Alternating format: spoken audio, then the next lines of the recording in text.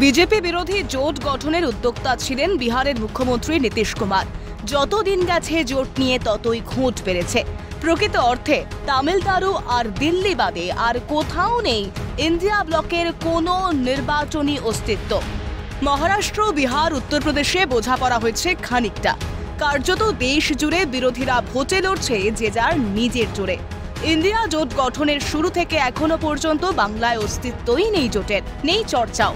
কিন্তু এবারের ভোটের সবচেয়ে বেশি ইন্ডিয়া জোটের কথা শোনা যাচ্ছে যেন এই বঙ্গেই, আর মমতা বন্দ্যোপাধ্যায়ের মুখ থেকেই। শনিবার মালদা থেকে ইন্ডিয়া জোটের সরকার গড়ার স্বপ্ন দেখালেন মমতা বন্দ্যোপাধ্যায়।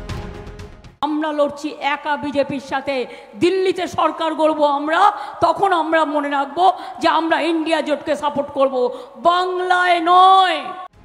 বললেন ইন্ডিয়া জোট নাকি গড়েছিলেন তিনি। বাংলায় জেনে রাখবেন, কংগ্রেস, সিপিএম, বিজেপি ভাই ভাই, বাংলায় আমরা ইন্ডিয়া তৈরি করেছি। ইন্ডিয়া জোট তৈরি করেছিল কে? আমি করেছিলাম।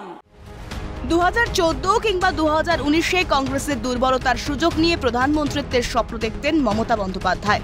রাজ্যের 42টা আসন দখলে রেখে বিরোধী জোটের সরকারের প্রধান মুখ হতে চেয়েছিলেন তিনি, কিন্তু স্বপ্ন পূরণ হয়নি তার।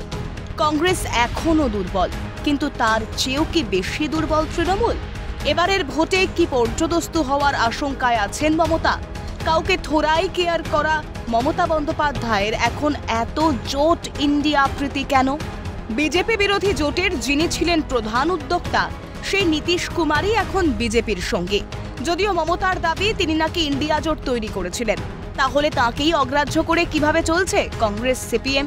তাহলে কোথায় আছে জোটের অস্তিত্ব? সেই না থাকা জোটে কি ভরসা মমতার? তৃণমূলের নামে কি ভোটে আকাল? এভাবে কি ঘাসফুলের ঘরে তোলা যাবে হাত কাস্তের ভোট? প্রশ্ন উঠছে রাজনৈতিক মহলে। ক্যালকাটা নিউজ।